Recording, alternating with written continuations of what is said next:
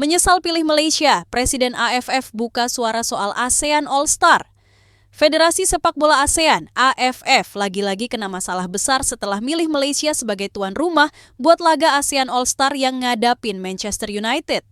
Presiden AFF, Mayor Jenderal Khieu Samet, malah buka suara soal penyesalan keputusan ini karena banyak masalah yang muncul, mulai dari tiket yang susah laku sampai minimnya pemain yang mau bergabung di tim ASEAN All-Star. Sekarang, AFF harus siap-siap terima kerugian besar yang bisa ganggu sepak bola di ASEAN di masa depan. Sejak diumumin kalau pertandingan bakal digelar di Stadion Bukit Jalil, Kuala Lumpur, tanggal 28 Mei 2025, antusiasme masyarakat ternyata nggak seperti yang diharapin. Harga tiket yang awalnya ditetapkan mulai dari Rp189.000 nggak cukup menarik penonton buat nonton langsung. Ada beberapa alasan kenapa penonton kurang berminat. Salah satunya karena fans gak yakin sama kualitas tim ASEAN All-Star yang masih kesulitan bikin skuadnya. Di sisi lain, meskipun Manchester United punya banyak fans di Asia Tenggara, banyak orang lebih milih nonton pertandingan liga domestik atau internasional yang lebih kompetitif ketimbang cuma nonton laga eksibisi. Gak cuma masalah tiket, pemilihan Malaysia sebagai tuan rumah juga dapat banyak kritik. Banyak pengamat bilang negara-negara kayak Indonesia atau Thailand bisa lebih menarik karena punya basis fans yang lebih gede, yang pastinya bisa ngedongkrak penjualan tiket.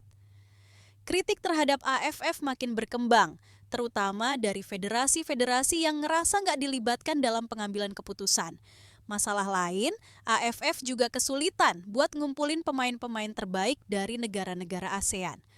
Beberapa federasi, termasuk Indonesia, ogah ngirim pemain-pemain andalan mereka buat gabung ke ASEAN All-Star. Mereka lebih milih fokus ke persiapan tim nasional buat kompetisi yang lebih penting, kayak kualifikasi Piala Dunia 2026 dan turnamen regional lainnya. Gak adanya pemain bintang ASEAN makin bikin masalah makin parah.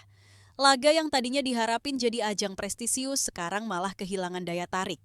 Beberapa pemain juga terang-terangan nolak ikut karena lebih milih fokus sama klub atau tim nasional mereka. Pelatih ASEAN All-Star Kim Sang-sik sekarang lagi pusing banget. Tanpa pemain-pemain top, dia harus cari cara biar timnya tetap kompetitif waktu lawan Manchester United. AFF pun udah coba negosiasi ulang sama beberapa pemain yang awalnya nolak, meskipun peluang buat mereka berubah pikiran kecil banget. Karena berbagai masalah yang muncul, AFF sekarang menghadapi ancaman kerugian finansial yang besar. Ngundang klub sebesar Manchester United pasti butuh dana besar, mulai dari akomodasi, keamanan, sampai promosi. Kalau penjualan tiket nggak meningkat, AFF bisa rugi besar yang bisa ngaruh ke agenda mereka di masa depan.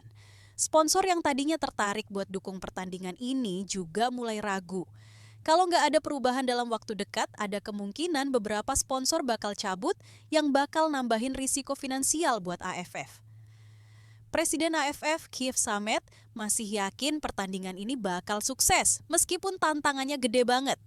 Tapi, dengan segala masalah yang ada, AFF harus cepet-cepet cari solusi biar acara ini nggak jadi bencana buat sepak bola ASEAN. Di tengah keributan ini, beberapa pihak mulai nanya, apa AFF seharusnya pilih negara lain buat jadi tuan rumah? Mungkin Indonesia, Thailand, atau Vietnam bisa jadi pilihan yang lebih tepat. Atau jangan-jangan masalahnya nggak cuma soal negara tuan rumah aja? Bocoran Erick Thohir, dua pemain kunci yang akan dipanggil Kluivert ke Timnas Indonesia untuk lawan Cina dan Jepang. Keputusan besar dalam dunia sepak bola Indonesia makin mendekat dan Ketua Umum PSSI, Erick Thohir, nggak sengaja membocorkan dua nama pemain yang bakal dipanggil Patrick Kluivert buat memperkuat Timnas Indonesia. Kira-kira siapa aja ya pemain yang bakal jadi andalan Kluivert untuk pertandingan berat melawan Cina dan Jepang di kualifikasi Piala Dunia 2026 nanti? Timnas Indonesia akan kembali berjuang di lanjutan putaran ketiga kualifikasi Piala Dunia 2026 zona Asia pada bulan Juni mendatang. Laga pertama yang akan dihadapi adalah melawan China yang akan digelar di Stadion Utama Gelora Bung Karno, SUGBK, Jakarta pada 5 Juni 2025. Laga ini sangat krusial bagi Timnas Indonesia yang ingin terus melaju di kualifikasi Piala Dunia. Setelah pertandingan melawan China, timnas Indonesia akan menjalani pertandingan tandang yang nggak kalah berat melawan Jepang, yang akan digelar di Suita City Football Stadium pada 10 Juni 2025. Laga-laga ini menjadi titik balik yang sangat penting buat timnas Indonesia karena bisa menentukan langkah mereka dalam kualifikasi menuju Piala Dunia 2026. Timnas Indonesia saat ini berada di posisi keempat klasemen grup C dengan mengumpulkan 9 poin dari 8 pertandingan yang sudah dilalui. Mereka harus terus bekerja keras untuk mempertahankan posisi ini dan meraih kemenangan dalam 2 laga krusial melawan China dan Jepang. Ini bukanlah perjalanan yang mudah, namun dengan dukungan penuh dari pelatih Patrick Kluivert dan semua pihak, mereka punya peluang besar untuk melaju lebih jauh. Menjelang laga tersebut, Patrick Kluivert dan staf pelatih timnas Indonesia saat ini masih berada di Belanda. Rencananya, mereka akan segera terbang ke Indonesia pada pertengahan bulan Mei untuk mempersiapkan skuad yang akan tampil di kualifikasi Piala Dunia 2026. Sementara itu, para pemain yang akan dipanggil masih dalam tahap pemantauan dan belum diumumkan secara resmi. Kluivert memastikan bahwa semua pemain yang dipanggil akan berada dalam kondisi terbaik dan siap memberikan yang terbaik untuk timnas Indonesia. Namun, sebuah kejutan datang dari Erick Thohir. Dalam sebuah postingan di Instagram, Erick Thohir memberikan bocoran menarik terkait 2 pemain yang kemungkinan besar akan dipanggil untuk memperkuat timnas Indonesia. 2 pemain yang dimaksud adalah Ole Romeni dan Marcelino Ferdinand. Kedua pemain ini kini bermain untuk Oxford United, sebuah klub di Divisi 2 Liga Inggris EFL Championship, yang saat ini tengah bertarung untuk menjaga posisi mereka di liga tersebut. Bocoran dari Erick Thohir itu datang setelah ia mengomentari keberhasilan kedua pemain tersebut dalam laga terbaru mereka bersama Oxford United. Dalam pertandingan terakhir EFL Championship musim ini, Ole Romeni dimainkan sebagai starter ketika Oxford United bermain imbang 1-1 melawan Swansea City pada Sabtu, 3 Mei 2025 malam WIB. Romeni menunjukkan performa yang solid dan kontribusinya terlihat penting dalam lini depan timnya. Sementara itu, Marcelino Ferdinand juga mendapatkan kesempatan bermain meskipun ia masuk pada babak kedua. Dalam pertandingan yang berakhir dengan skor 3-3 tersebut, Marcelino memberikan kontribusi yang positif dan semakin memperlihatkan kualitasnya di lapangan.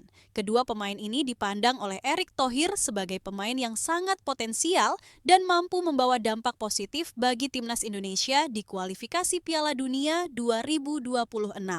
Senang banget lihat Ole Romeni main dari awal di Oxford United di pertandingan terakhir EFL Championship musim ini.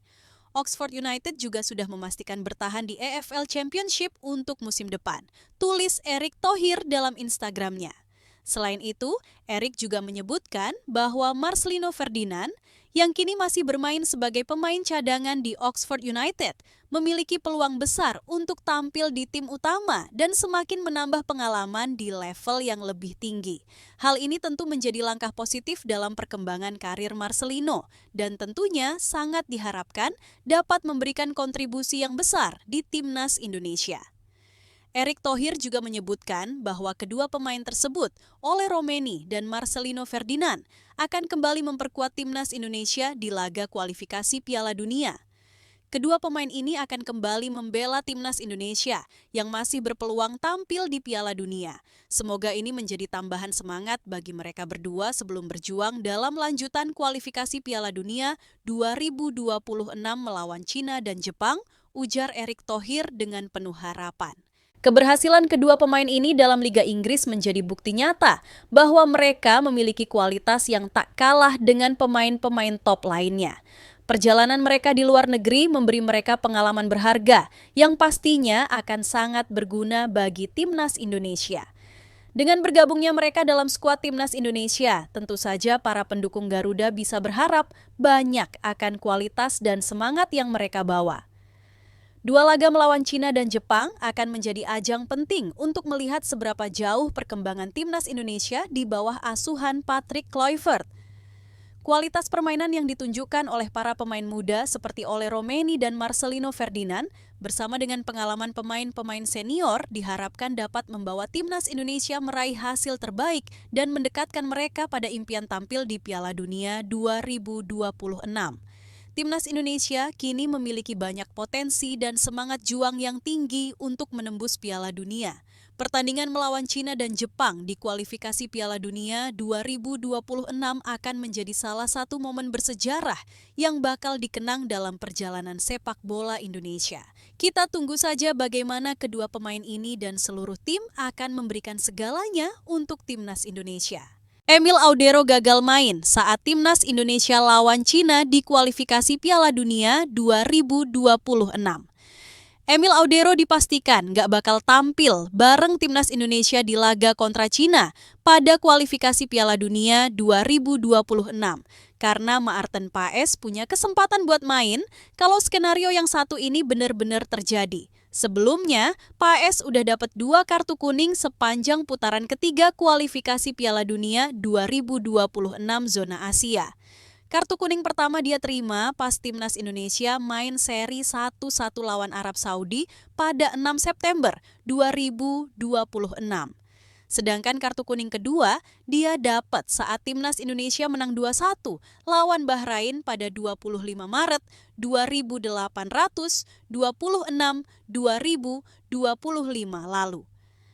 Aturan AFC yang berlaku menyebutkan bahwa pemain yang sudah mengoleksi 2 kartu kuning di 2 pertandingan sebelumnya tidak diperbolehkan tampil di pertandingan selanjutnya.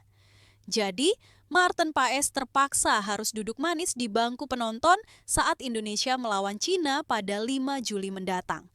Walau begitu, banyak yang nggak khawatir karena Timnas Indonesia punya cadangan yang kualitasnya nggak kalah oke dari Maarten Paes. Sosok yang siap menggantikan Paes adalah Emil Audero, kiper yang kini membela tim Serie B Italia, Palermo. Emil Audero bukan pemain sembarangan. Dengan pengalamannya di Serie A bareng Juventus dan Sampdoria, gawang Timnas Indonesia pasti aman deh. Nggak bakal kebobolan begitu aja. Namun, ada satu skenario yang mungkin bisa membuat Emil Audero nggak main di laga melawan Cina dan Maarten Paes malah bisa kembali tampil. Skenario ini terjadi kalau upaya PSSI untuk mengajukan banding kartu kuning kedua Maarten Paes diterima oleh AFC. Pada 3 April lalu, Maarten Paes sempat mengungkapkan rasa kekecewaannya lewat kanal YouTube FC Dallas karena harus absen di laga melawan Cina. Sayangnya, saya diskors untuk pertandingan berikutnya, ungkap Paes dengan nada sedih. Walaupun begitu, dia tetap berharap jika PSSI bisa berhasil melakukan banding dan kartu kuning keduanya dicabut. Kalau banding itu berhasil, saya bisa main lawan Cina dan Emil Audero mungkin kembali duduk di bangku cadangan, jelas Maarten Paes dengan penuh harapan. Mereka, PSSI masih berjuang untuk itu, mereka masih berusaha. Tambah Paes. Bukan hanya soal absennya Paes, Maarten Paes juga memberikan pendapatnya mengenai pertandingan melawan Cina. Menurut dia, laga itu bukan perkara mudah. Cina itu tim yang sangat terorganisir, pertahanannya solid banget. Mereka mainnya sangat disiplin, apalagi kalau main dengan blok rendah, kita bakal kesulitan menembusnya, kata Paes. Laga melawan Cina dipastikan akan jadi pertandingan yang krusial. Karena kalau Indonesia bisa meraih hasil positif, peluang mereka untuk melaju ke Piala Dunia 2026 semakin terbuka lebar. Tapi, kalau mereka gagal, jalan mereka bakal semakin sulit. Namun, meski menghadapi tantangan berat, para pemain Timnas Indonesia percaya bahwa mereka bisa melewati itu semua. Dengan kekuatan skuad yang solid dan pelatih yang tahu betul bagaimana menyusun strategi yang tepat, harapan untuk tampil di Piala Dunia 2026 tetap ada. Walaupun Paes mungkin absen, Timnas Indonesia nggak bakal kehilangan kekuatan di lini belakang. Emil Audero siap menggantikan Paes dan menjaga gawang Indonesia dengan kemampuannya yang udah teruji di level Serie A. Sekarang semua tergantung pada PSSI dan usaha mereka dalam mengajukan banding untuk kartu kuning kedua Paes. Apakah banding itu berhasil atau enggak? Yang pasti pertandingan Indonesia versus Cina pada 5 Juli nanti bakal sangat menentukan nasib Timnas Indonesia di ajang kualifikasi Piala Dunia 2026. So, kita tunggu aja deh gimana kelanjutannya.